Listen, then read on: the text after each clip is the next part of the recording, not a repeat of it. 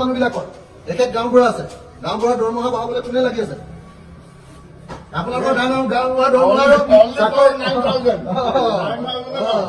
সেইটো কাৰণে মই লাগি আছো আৰু এখেতসকলৰ চাকৰিটো ৰেগুলাৰ কৰিবলৈ লাগি আছো। অংগনবাড়ী কৰ্মী সহায়িকা কোনে লাগি আছে? বৃদ্ধ পেঞ্চন 250 টকা নহয়, বৃদ্ধ পেঞ্চন 3000 কৰিব লাগিব বুলি এইবাৰো বিধানসভাত ধৰিছো। চিএমে কৈছে মই চব বৃদ্ধ পেঞ্চন পোৱা মানুহবিলাকক অৰুণোদয় দি দিম 1250 টকা। মই কৈছো নহয় 3000 কওক, তেতিয়াহ'লে অৰুণোদয় আপুনি 3000 কওক। মই কৈছো যে অৰুণোদয় আধা দিলে নহ'ব, চবকে অৰুণোদয় দি দিয়ক।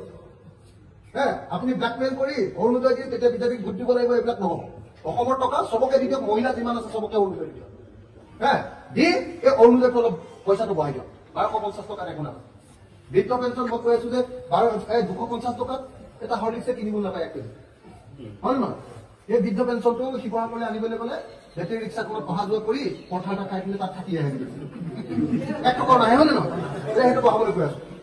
বিধৱা পেঞ্চন মই 3000 পৰা 5000 কৰিব দিছো, বৃদ্ধ পেঞ্চন 3000 পৰা 5000 কৰিব দিছো, অৰুণোদয় 3000 পৰা 5000 কৰিব দিছো, আৰু অৰুণোদয় 100% মহিলাক দিবলৈ কৈ আছো।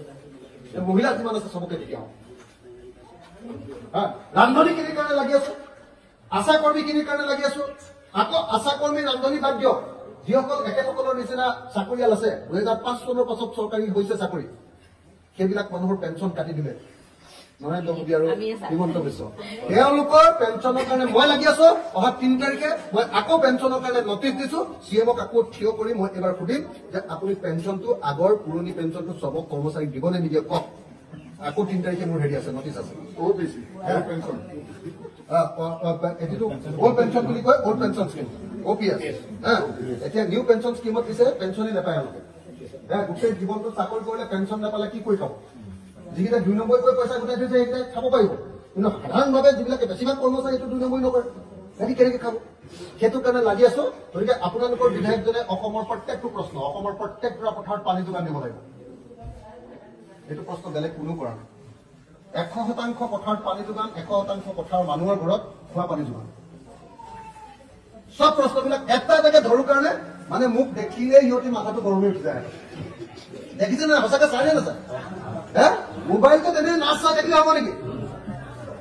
ৰিল চাই থাকিলে হ'ব নেকি? মোবাইলটোত ৰাজনীতিৰ বিষয় চাই লাগিব। ৰাজনীতিটোৱে গোটেই জীৱনটো নিয়ন্ত্ৰণ কৰি দিয়ে। মই কৈ আছো যে অসমৰ প্ৰত্যেক ঘৰ মানুহৰ ঘৰবিলাক পকা কৰি দিব লাগিব। প্ৰধানমন্ত্ৰীয়ে 2022 চনৰ ভিতৰত চবৰ ঘৰ পকা কৰি দিম বুলি কৈছিলে। আপোনালোকে দেখিছিলে নে কেনেকে ধৰক? একদম চিএমৰ মাথা গৰম।